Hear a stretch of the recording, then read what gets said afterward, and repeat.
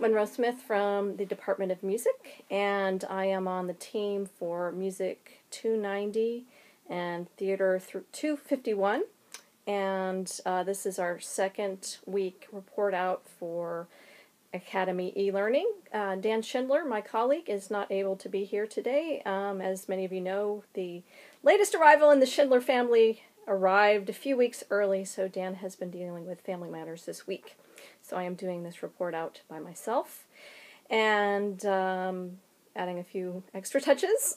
In regards to the first question about universal design for learning and rubric for online instruction, Dan and I haven't had a chance to collaborate, but I've been able to collaborate with a few other people and get some ideas. I was really excited by the presentations by the people who were in earlier cohorts, especially Asa Mittman's, and a lot of the things that he showed I think would work well in my course and in Dan's course, particularly things that would supplement the course lectures, such as podcasts. For my class, there would be things like virtual musical instruments that the students could experiment with and comment upon using the discussion group tool in Vista or other methods of participating. So that is what I have in mind in those terms of those two things. Then in terms of the open textbooks, that's a very exciting idea. Dan is especially excited about that because there doesn't seem to be a textbook for what he has in mind in terms of world theater. In terms of my field, there are several really good textbooks out there for world music, one of which I've used for several years, so I'm not going to be using an open textbook at the moment, but though it's something that I might consider in the future. It's definitely a cost saver for the students, but the textbook I'm using now has been around for about 5 years, and so the cost for used copies has gone down considerably, so I think I'm going to stay with my current textbook.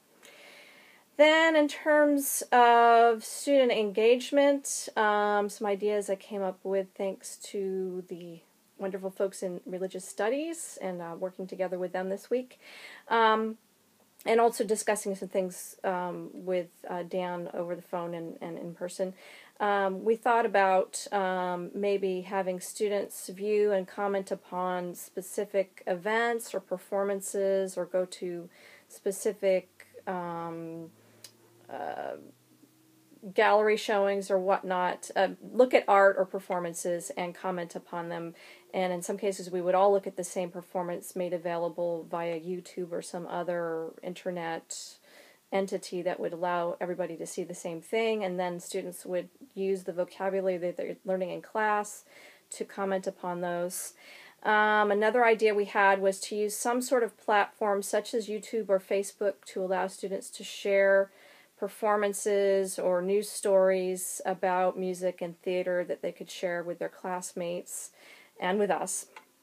So we're considering that. And the third thing we've thought about is using Google Docs or some other format for students to collaborate on documents, presentations, study guides, and things like that. So that's what we're working on now, and next week we'll have more for you. So for this afternoon, that's it. Have a good day.